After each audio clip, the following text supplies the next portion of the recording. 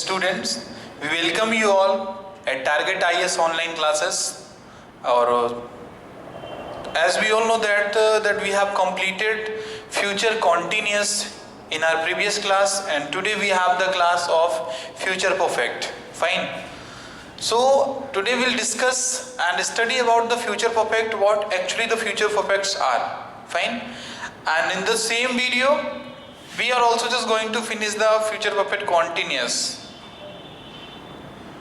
But no, we'll study in the next video present perfect continuous. Fine. So we just complete only future perfect in today's class. Clear? So हम लोगों ने अभी last class में जो अपनी class थी उसमें हम लोगों ने पढ़ा था फ्यूचर कॉन्टिन्यूस क्या होता है. फाइन. तो सबसे पहले यदि हम देखें तो फ्यूचर में हम लोग पढ़ रहे थे तो हम लोग हेल्पिंग वर्ब किसका यूज कर रहे थे? विल और सेल का यूज कर रहे थे. किस हेल्पिंग वर्ब का यूज कर रहे थे? विल और सेल हेल्पिंग वर्ब का यूज अपन कर रहे थे वहां पे. फाइन. अब विल का यूज अपन कहां पे कर रहे थे और सेल का यूज कहां पे कर रहे थे? So that must be clear you to all. मैंने बताया था आप सभी को except I and we are supposed to use will. यानी कहने का मेरा मीनिंग क्या है? I और we को छोड़ के हम लोग जितने भी सब्जेक्ट होते हैं, जो भी हमारे नॉमिनेटिव केसेस होते हैं, उन सभी के साथ हम क्या करते हैं? will का यूज करते हैं. Fine. And apart from I and apart from all other nominative case only I and we. यानी कहने का मीनिंग क्या? आई वी के साथ यूज होगा सेल का और बाकी सभी के साथ किसका होगा? विल का यूज होता है. ये तो आप लोगों ने पढ़ा था. ठीक. ये तो चीज पहली हुई. सेकेंड थिंग में मैंने आपको बताया था विल वी और सेल वी का कॉन्सेप्ट. तो आपने उसको भी स्टडी कर लिया था कि सर विल बी का कॉन्सेप्ट और सेल बी का कॉन्सेप्ट कैसे है, क्योंकि इसमें इस बी से उतना मीनिंग नहीं है. अपने को लगाना तो है इस विल और सेल के अकॉर्डिंग ना. तो जिस प्रकार का जो भी आपके पास nominative case and I mean to say that subject होगा, सेम वैसा ही क्या करना है आपने यूज करना है विल और सेल. फाइन. तो विल का यूज, विल बी का यूज जहां पे कैसे कर रहे थे? सेल बी का यूज कर रहे थे. Now the question is this, what actually the motive was discuss about will, shall and will be in today's class. The motive was very clear. The motive is very clear that we just get the concept of future perfect without studying any structure at all. ठीक है. So these two words will have and shall have are these two helping verb for the future perfect. Future perfect के लिए ये आपकी दो helping verb है वहां पे, will have, shall have. Clear? Will have, shall have क्या है? आपकी हेल्पिंग वर्ब है. ठीक है. पहले हम लोग इसमें कॉम्प्रिहेंसिव डिस्कशन करेंगे विल शैल का यूज कैसे आपको करना है एंड कैसे आपको यूज कहां पर करना है. ठीक है. तो अभी आप यहां पे देख रहे हो कि विल हैव, फाइन, और सेकेंड इज शैल हैव. ठीक है. तो चलिए अब आप मेरे को one thing, you just make me just clear one thing that कि हैव और हैव यहां पे लिखा हुआ है, इनके बाद जनरली हम लोग किस मेन वर्ब को यूज करते हैं? आई मीन टू से which form of the main verb is just used after the have. Obvious perfect लिखा है, यानी मेन वर्ब का कौन सा फॉर्म? थर्ड फॉर्म आएगा. कौन सा आएगा? थर्ड फॉर्म आएगा कि नहीं आएगा? थर्ड फॉर्म आएगा सर. ऑब्वियस इसमें थर्ड फॉर्म आएगा. And right after that we are suppose to write the object. Fine. Object लगा दोगे आप वहां पे. सेल को तो छोड़ दूं वहां पे. यहाँ पे हैव को देखो, हैव के बाद कौन सी मेन वर्ब आती है? सर मेन वर्ब आएगी third and here will be the object. Clear? Here will be the object. Fine. तो ये सारी चीजें आपकी हो गई वहां पे. तो यानी विल हैव के बाद मेन वर्ब की कौन सी form? Third form. Shall have के बाद भी मेन वर्ब की third form and then object. अब यहीं पे मैं लिख देता हूं, ये हो गया आपका सब्जेक्ट और ये हो गया plus and it is also subject plus. So they are actually the structure और syntax for the affirmative sentence. किसके लिए हो गई तुम आपकी? They are for the affirmative sentence. Is it clear? Fine. तो ये आपके अफर्मेटिव के लिए हो गए वहां पे। तो कहने का मीनिंग क्या है कि सर सब्जेक्ट लगा हुआ है, विल हैव है, मेन वर्ब का थर्ड फॉर्म यूज किया गया है सर वहां पे। सर सेल हैव के बाद भी क्या मेन वर्ब का थर्ड फॉर्म यूज किया गया है, फाइन। अब यदि मैं यहीं पे इन्हीं रूल्स के अकॉर्डिंग यदि मैं आपसे कुछ चीजें कंफर्म करना चाहूं कि which type of question are just being to asked in the examination by using the future perfect tense, sir मेरा कहने का मतलब ये है कि सर ये फ्यूचर परफेक्ट टेंस का यूज करके किस प्रकार के प्रश्न आपके एग्जाम में पूछे जाते हैं। सो एग्जाम में आपके प्रश्न कैसे पूछे जाएंगे, एग्जाम में आपके प्रश्न ऐसे ही पूछे जाएंगे। केवल और केवल दो ही वेराइटी बनती है, वो वेराइटी क्या है, वेराइटी और वेरिएशंस केवल आपके दो ही बनते हैं कि एग्जाम में टेंस से तुम कितना पूछोगे। या तो तुम देखो टाइप 1 का क्वेश्चन और टाइप 2 का। आप मेरे को टाइप 3 नहीं बता सकते हो कि सर टाइप 3 ऐसे भी बन सकता है वहां पे। या तो क्या करोगे सर, क्वेश्चन जो आएगा सर, जो एरर होगा that will be based on the helping verb issue. Sir helping verb के इशू में बेस्ड होएगा, फाइन, हेल्पिंग वर्ब के इशू में होगा। और सर सेकंड क्या होगा सर, मेन वर्ब के इशू में बेस्ड होगा। तीसरा कोई आपका यहां से क्वेश्चन ही नहीं बनता है ऐसा कि दैट आप उसको कहो कि सर इस प्रकार से भी तो एरर आ सकता है वहां पे। For example I just make you clear type 1 type of error, ये जो तुम्हारा टाइप 1 है ना, इसके कैसे तुम्हारे प्रॉब्लम इसमें क्रिएट होते हैं वहां पे। तो अब देखो जैसे यहाँ पे यदि मैंने लिख दिया आई, फाइन, अब आई के साथ यहाँ पर डियर हमने लिख दिया I will have completed, I will have completed my work, ठीक है। अब आप ये बताइए कि आप इसको देख रहे हो तो इसमें एरर किस चीज का है कि सर इसमें तो यहाँ पर तो कुछ एरर हो रहेगा नहीं वहां पे, ठीक है। सर ये हैव के बाद third form sir very genuine, ये तो आपका पूरा क्या है, जेन्युइन ही है वहां पे। सर ऑब्जेक्ट में कभी गलती है ही नहीं वहां पे, तो गलती किधर है, गलती इधर विल के पार्ट में। तो यहाँ पे क्या होगा, विल के प्लेस में होगा सेल, विल के प्लेस में क्या होगा, सेल होगा। ये हुआ आपका, ठीक है। अब इसी के साथ मैं क्या, यदि यहाँ पे मैं लिख देता, यहाँ पे मैंने सपोज करो लिख दिया shall, but if I just write here has, यदि मैंने हैज यहाँ पे लिख दिया तो आपको क्लियर पता है कि सर पूरे के पूरे फ्यूचर में कहीं पर भी हैज का यूज नहीं होता है। Whether the subject is singular और प्लूरल, अपन किसका यूज करते हैं, हैव का ही यूज करते हैं, ठीक है।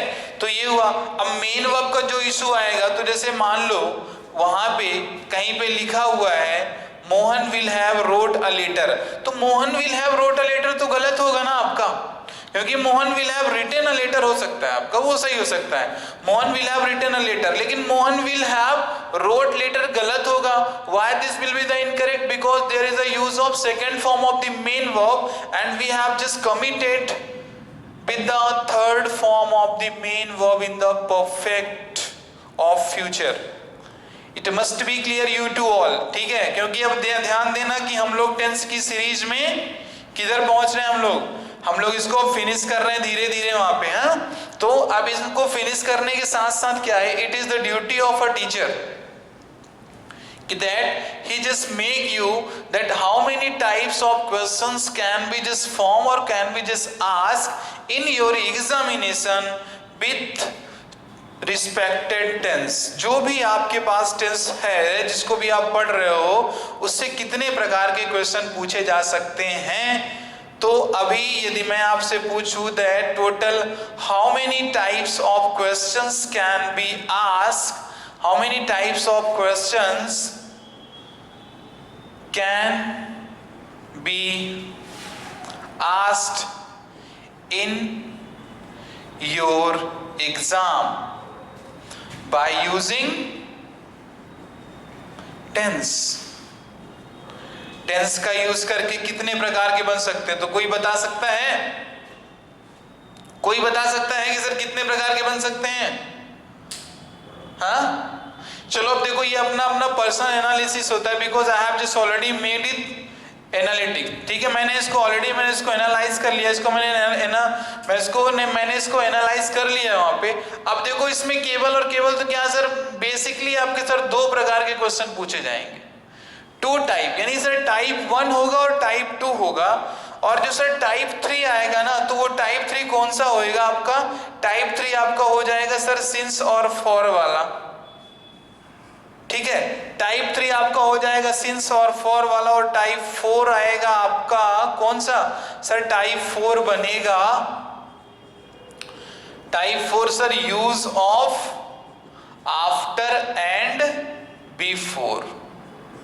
फाइन। अब इसमें इसके अलावा आपके टेंस में क्वेश्चंस नहीं बनेंगे, बस हम लोग पढ़ रहे थे अभी, है ना, अभी इसको पढ़ रहे थे वहां पे, तो आप इसको देख भी रहे हो वहां पे properly, so actually you are just getting the point कि what the teacher just teaching, fine, but not getting the response from your side because I have just asked many question in my earlier video and till today I haven't received any answer, है ना, so I can understand कि that you are literally not interested, straight forward, ठीक है, but कोई issue नहीं वहां पर। हाँ, तो देखो हमने आपको अफर्मेटिव का बताया कि कैसे बनेगा, स्ट्रक्चर मैंने आपको बता रखा ना अफर्मेटिव का।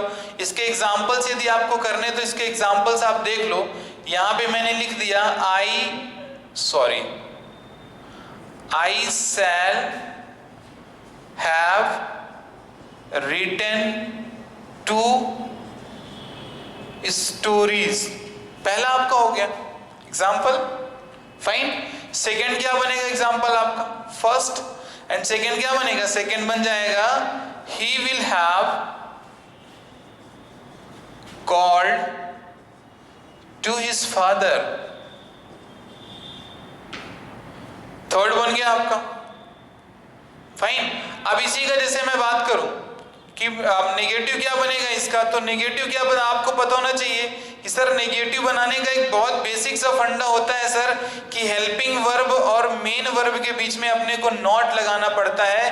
नेगेटिव वगैरह का तो स्ट्रक्चर पढ़ा ही नहीं करो आप, केवल आप एक चीज उसको देखो कि सर हेल्पिंग वर्ब और मेन वर्ब के बीच में जिस सेंटेंस में नॉट लग गया तो आपको वो कैसा है? नेगेटिव सेंटेंस है आपको वो।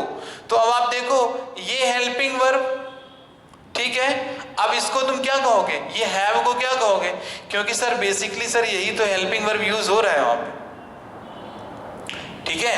अब यहां पे क्या है मेरे पास, इसका भी आंसर कि why this is not called helping verb, मैं उसको आपको बता सकता हूं, लेकिन उसके लिए क्या है ना कि थोड़ा सा कॉम्प्लिकेशन केस हो जाता है आप लोगों के साइड से, है ना, कि आप क्या चाहते हो, आप बिल्कुल बहुत सीधी सीधी क्लास चाहते हो, you do not just want a complex class, है ना। The concept must be just understood you in a single way, in a single sentence आपको क्लियर होना चाहिए। अभी भी आपको मैं घुमा दूं, अभी ये ऐसे होता है वो ऐसे होता है, तो तुम क्या कहोगे? सर मेरी सर जो मार्केट में बुक मिल रही है ना सर वो बुक इज बेटर।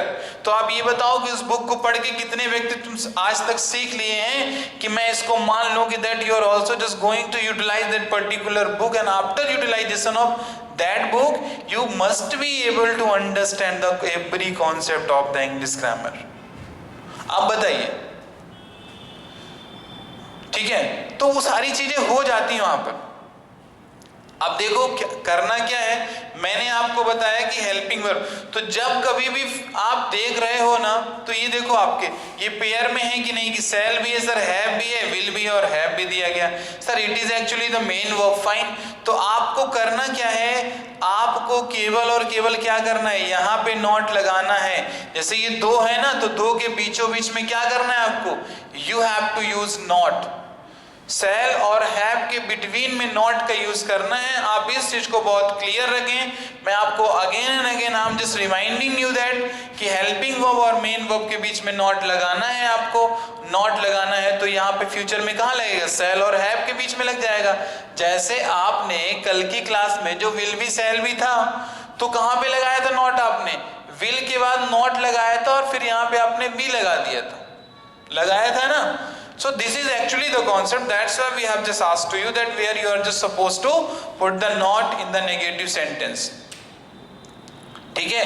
कहां पर करोगे, चलो by the way I'm just coming to just write the syntax for the negative sentence also, fine, उसको भी लिख देता हूं वहां पे, ठीक है, तो आप उसको देख लें। ये देखिए नेगेटिव के लिए क्या बनेगा आपका, बस ऐसे आपको करना, ये रहेगा सब्जेक्ट आपका, यहाँ पे हो जाएगा विल और यहाँ पे हो जाएगा सेल, फिर लगाना है प्लस, विल सेल लगा आपका, फिर there you have to use not, फिर लगाना है प्लस का सिंबल रहेगा आपका, and again you are suppose to write the have and after that third form of the main verb and here will be the object.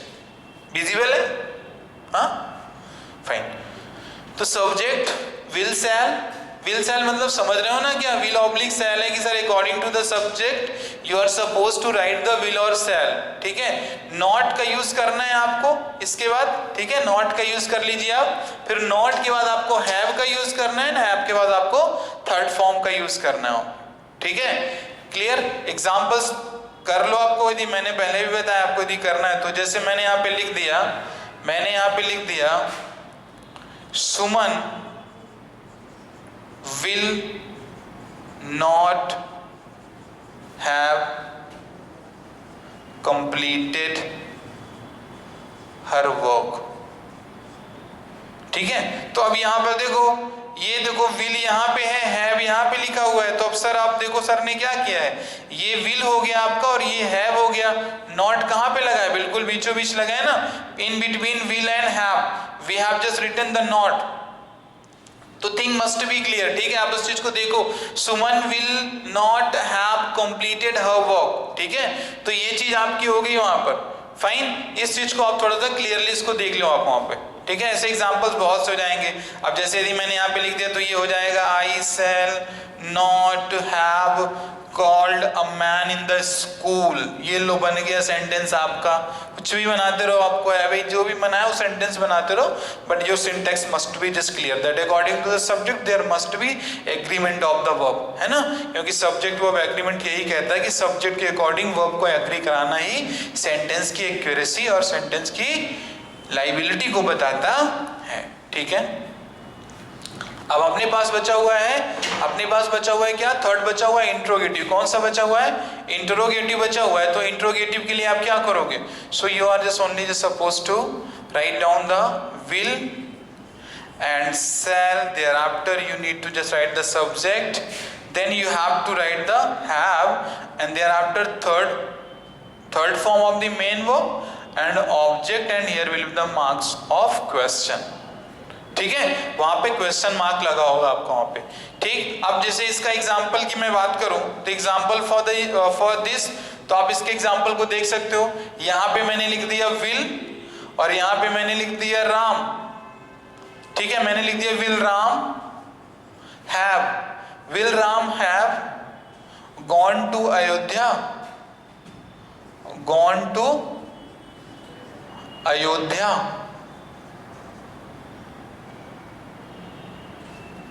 ठीक है, sentence हो गया आपका, क्वेश्चन मार्क लगा दो, बन गया क्या, राम जी दोबारा राम जी गए थे अयोध्या।